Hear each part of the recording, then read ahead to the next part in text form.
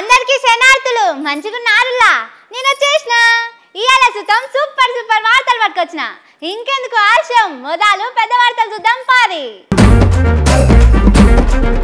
ఇయరట 42% రిజర్వేషన్లు ఎవల కాళ్ళే చేయాలన్నట పార్టీలోళ్ళు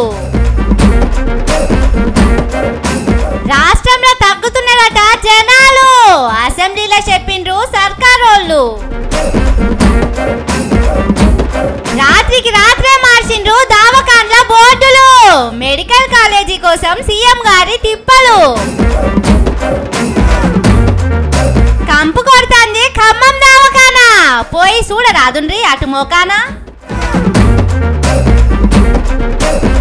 నమ్ముతే మోసం చేసిండ్రట కాంగ్రెస్ వాళ్ళు మంత్రుల ఇండ్ల మీదికి పోయిండ్రు విఆర్ఏలు సర్కారోళ్ళు కులాల లెక్కలు చెప్తామని మొన్న ఇంటింటికి వచ్చి రాసుకుపోయిండ్రు కదా ఇవాళ లెక్కలు అసెంబ్లీకి పట్టుకొచ్చిండ్రు లెక్కలు ఎట్లా చేసిండ్రు ఏ కులపోళ్ళు ఎందరున్నారనే లెక్కలన్నీ అసెంబ్లీలో చదివి వినిపించిండ్రు ఇంట్లో గమ్మతి ముచ్చట్లు బయటపడ్డాయి అవేందో చూద్దాం పార్రి రోజులు గడిచినా కొద్దీ చెట్టు మీదికి పెరగాలి గాని భూమిలకు వంగినట్టే ఉన్నది పోండ్రి సర్కారోళ్ళ కులాల లెక్కల కథ కాయిదాలు పట్టుకొచ్చి అసెంబ్లీలో ముఖ్యమంత్రి రేవంత్ సారు మండలిలో చిన్న ముఖ్యమంత్రి భట్టి సారు చదివి వినిపించిర్రు మన రాష్ట్రంలో మొత్తం బీసీలు 56.33% ఉంది అధ్యక్ష కానీ గమ్మత్ ఏందంటే 10 ఏళ్ల కిందికి ఇప్పటికి దేశంలో పబ్లిక్ పెరిగి 150 కోట్లు దాటిపోయిండ్రు అంటే తెలంగాణలో కూడా పబ్లిక్ పెరిగినట్టే కదా కానీ మన రేవంత్ సారు చేపించిన కులాల లెక్కల మాత్రం జనాలు తగ్గిపోయిండ్రట మరి పిల్లలు పుట్టుడు తక్కువైందో మీదికి పోయేటోళ్ళు ఎక్కువైండ్రో గాని పబ్లిక్ మాత్రం మస్తు తగ్గిపోయిండ్రట సర్కారోళ్ళేమో మేము ఇంటింటికి పోయి లెక్క పెట్టినాం 3 లక్షల చిల్లరనే ఉన్నారని చెప్తున్నారు దీని మీద ఇటు అసెంబ్లీలా అటు మండలిలా పెద్ద లొల్లే నడిచింది ఎస్సీల జనాభా -1.75% అవుతుంది సార్ అట్లానే ఎస్టీల జనాభా తగ్గుదల ప్రతి ఒక్కరి జనాభా తగ్గుతుంది సార్ కేవలం ఓసీల జనాభా మాత్రం 5% పెరిగినట్టుగా చూపించినారు సార్ సో ఇప్పటివరకు ఇచ్చిన ఏ సమాచారం అయినా సైంటిఫిక్ స్టడీతో ఇచ్చినటువంటి సమాచారం కాదు ఇది వాస్తవం ఈ రోజు గ్రేటర్ హైదరాబాద్ పరిధిలో తీసుకుంటే 30% కూడా జరగలేదు నాకు పూర్తి ఇన్ఫర్మేషన్ ఉన్నది మీరు కావాలంటే తెప్పించుకోండి చాలా ప్రాంతాలకు వెళ్ళలేదు ఇది కొత్తగా పాలన తీసుకొచ్చారు మరి నేనైతే ఇది ఎక్కడ చూడలేదు హిందూ బీసీలు ముస్లిం బీసీలు ఇది ఎక్కడ పదం అధ్యక్ష ఇది ఒక్కటి రాలధ్యక్ష కోట్లు కొట్టేటందుకు ఇక రావాధ్యక్ష రిజర్వేషన్లు రావాధ్యక్ష ఇక కేసీఆర్ సీఎం అయినాక కూడా ఓ పారి లెక్కలు పెట్టిండు కదా అవన్నీ ఎక్కడ పోయినాయో మాకు తెలియదని భట్టి సారు చెప్పిండు మీరు మంత్రిగున్న శాఖ వెబ్సైట్లనే పెట్టిండ్రు మీకు తెలియకుంటే ఎట్లనని భట్టి సారు ఇల్వ తీసినంత పని చేసిండు బండ ప్రకాష్ సారు నాకు తెలిసి మీరు చెప్పిన సమగ్ర కుటుంబ సర్వే సంబంధించి ఇంతవరకు అఫీషియల్ గా మీరు అనౌన్స్ చేయలేదు ఎక్కడ లేదా లెక్క సార్ వారు కూడా ఇప్పుడు ప్లానింగ్ శాఖ అనేది వారి ఆధీనంలో ఉన్న శాఖనే సార్ నేను ఇప్పుడు చూపెడుతున్నది దిస్ ఇస్ ప్లానింగ్ శాఖ పెట్టిన రిపోర్ట్ ఇది ఇక మొన్న ఉత్తమ్ సారు మీటింగ్ పెట్టి లెక్కలు తక్కువ చెప్పిండు మీరేమో ఇంకో లెక్క చెప్తున్నారేందని మధుసూదనాచారి సార్ అడిగిండు ఏహే అవన్నీ తప్పుడు లెక్కలు ఇవే కరెక్ట్ అని ఇంకో మంత్రి కొండా సురేఖ మేడం చెప్పుకొచ్చింది BC other than Muslim minority is 1,64,09,179 BC population percentage other than Muslim minorities 46.25 ఎంత ఉంది ఏంది అనేది మొత్తంగా ఇవ్వలేదు బయట కూడా ఎక్కడ కూడా ఇన్ఫర్మేషన్ లీక్ అవ్వలేదు అధ్యక్ష తను ఇంత తగ్గింది బీసీ పర్సంటేజ్ అని మాట్లాడడం ఏదైతే ఉందో కరెక్ట్ కాదు అది కానీ ఇండ్లా అన్నిటికంటే ఖతర్నాక్ ముచ్చట ఏంటిదంటే రాష్ట్రంలో అన్ని కులాల జనాభా తగ్గిందట కానీ ఓసీలు అంటే రెడ్లు వెలమలు బాపనోళ్ళ జనాభా మాత్రం మస్తు పెరిగిందట వారెవ్వా మస్తు లెక్కలు పెట్టిండ్రు కదా సర్కారోళ్ళు ఇక జనాలు తగ్గిండ్రని ఎవరు చెప్పిండ్రని మళ్ళా ఉత్తమ్ సారు ఊరుకొచ్చిండు ఏదో ఫిగర్స్ కలిపి మీరు తగ్గిపోయినట్టు ఎవరు తగ్గలేదు ఇక మళ్ళా లాస్ట్ కు ముఖ్యమంత్రి లేచి ఎప్పటి లెక్కనే కారు పట్టోల మీద కస్సు బుస్సుమన్నాడు ఇంకెక్కడ కూడా అధికారికంగా లెక్కలు లేవు ఎవరైనా చెప్తే ఊహించో లేకపోతే అబద్ధాలు ఎవరని చెప్తే అవి మోసుకొచ్చి ఇక్కడ చెప్పుడు తప్ప ఏ చర్చకు తావులేదు. కానీ 160 కోట్ల రూపాయలు ఖర్చు చేసి తయారు చేసిన లెక్కలు ఎంత చక్కదనం ఉన్నాయి. బీసీలు, ఎస్సీలు, ఎస్టీలు తగ్గుతారట, పెద్ద కులాలోళ్ళు పెరుగుతారట. నిజంగా బీసీలకు మంచి చేసడానికే ఈ లెక్కలు పెట్టిండ్రా, లేకపోతే ఈ లెక్కల పేరు చెప్పి నిండా ముంచడానికి చేసిండ్రా అనేది సమజైతలేదు పోండి.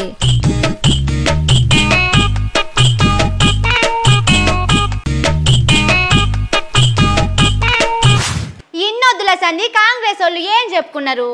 బీసీలకు మేం చేసినంత ఎవ్వరు చేయలే, మేం కులాల లెక్కలు తీస్తున్నాం, బీసీలు ఎంతమంది ఉన్నారో లెక్క పెడుతున్నాం, రేపు లెక్కలు బయటకు వస్తాయి, వాళ్ళ లెక్కలకు తగ్గట్టు పదవులు ఇస్తాం, మేము కామారెడ్డిలా డిక్లరేషన్ పెట్టినాం, మాట నిలబెట్టుకున్నామన్నారు కదా.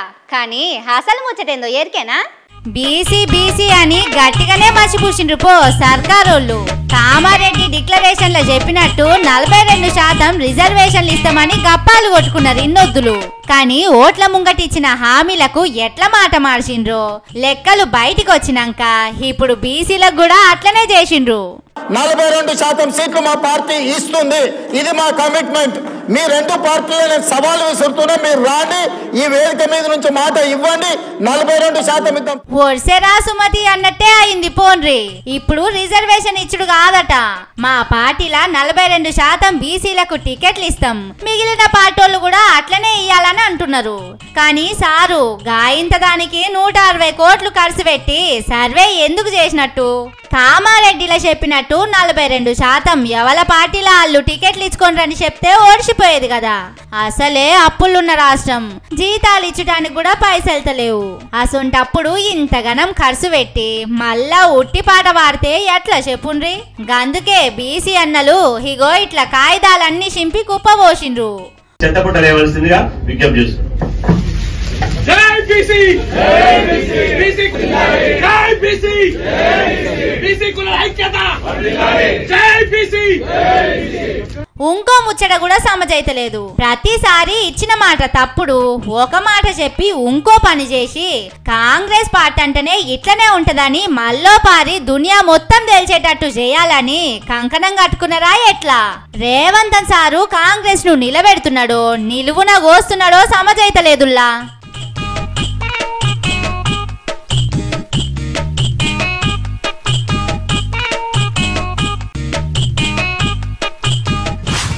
అందరూ శంకర్ దాదా MBBS సినిమా చూసిండు కదా. ఆ సినిమాలు ఉన్నట్టు దొంగ డాక్టర్లు కూడా బయట ఉంటున్నారు, దొంగ దవాఖాన్లు కూడా ఉంటున్నాయి. ప్రైవేట్లో ఇసోంటి దొంగ దవాఖాన్లు ఉన్నాయంటే ఏందో అనుకోవచ్చు, కానీ సర్కార్లో కూడా అసొంటియే అవుతున్నాయి. ఎక్కడనో కాదు, ముఖ్యమంత్రి సార్ల ఊర్లోనే అయింది.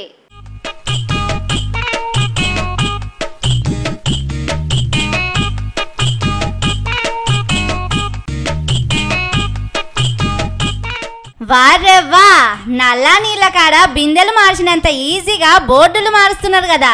ఇది ఎక్కడనో కాదు, మన ముఖ్యమంత్రి రేవంత్ సారు సొంత నియోజకవర్గం కొడంగల్లా. కొత్త బోర్డు పెడితే పెట్టిండ్రు గాని ఇట్లా తాండూరు బోర్డు బీకేసి కొడంగల్ బోర్డు పెడుతున్నారేంది?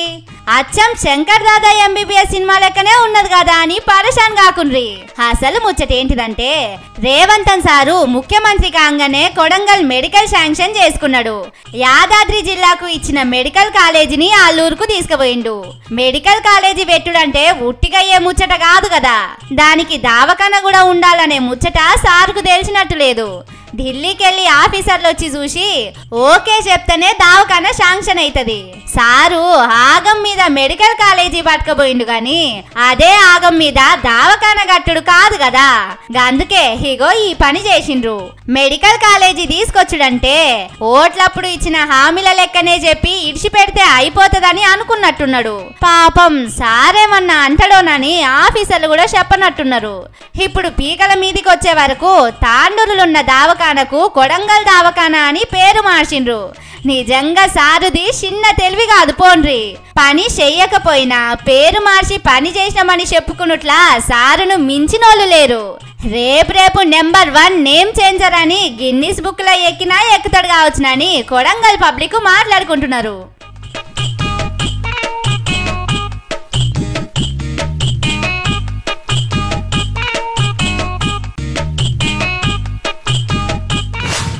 10 మందిల పాము సావదన్నట్టే ఉన్నదట ఖమ్మం జిల్లా పబ్లిక్ పరిస్థితి. చిన్న ముఖ్యమంత్రి, 2 మంత్రులున్నా గానీ ఏం చక్కదనం అయితలేదట. చెప్పుకొని ముడుచడానికి తప్పితే దేనికి పనికొస్తలేరట. ఏంది నమ్మబుద్దైతలేదా? అయితే మీరే చూడుండ్రి. ఆగురి హట్టిగా చూస్తే కక్కుకుంటారేమో, ముక్కు మూసుకొని చూడుర్రి.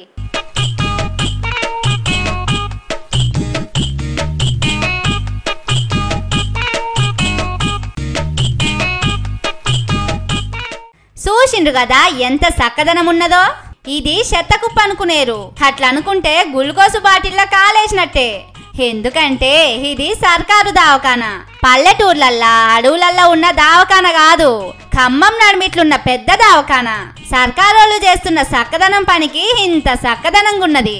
రోగం వస్తే తక్కువ చేసుకుంటానికి దవాఖానకు వస్తారు, కానీ ఇక్కడ మాత్రం దవాఖానకు వస్తేనే కొత్త రోగం వచ్చేటట్టున్నది.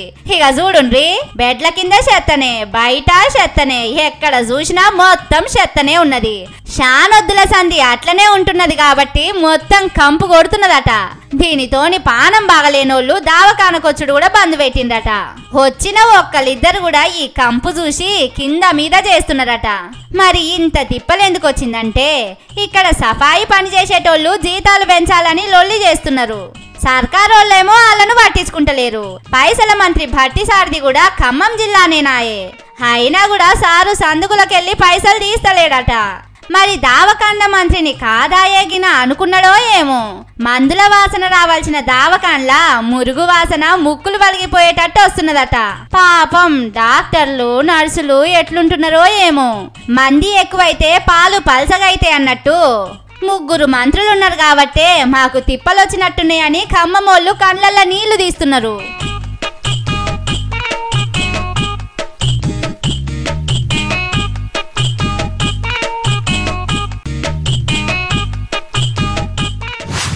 ఓడలున్నంతసేపు ఓడ మల్లన్న అనాలే, ఓడ దిగినాక బోడ మల్లన్న అనాలే.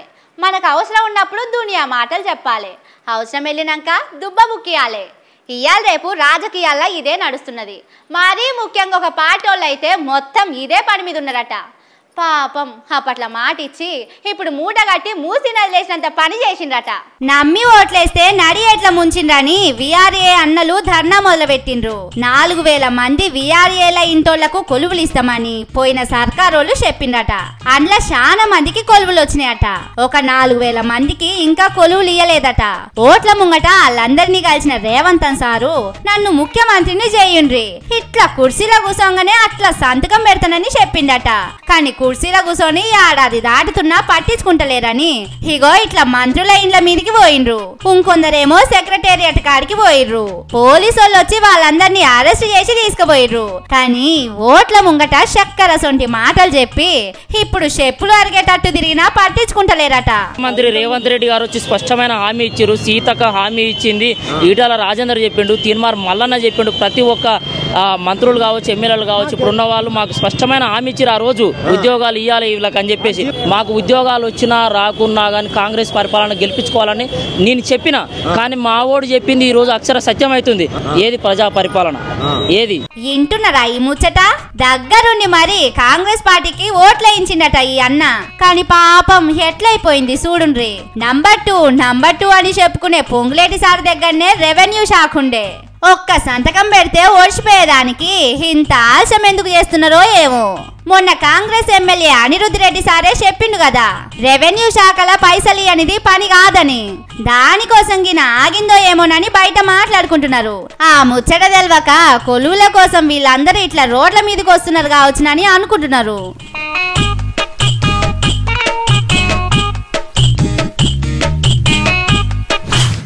ఇవి అది ముచ్చట్లు.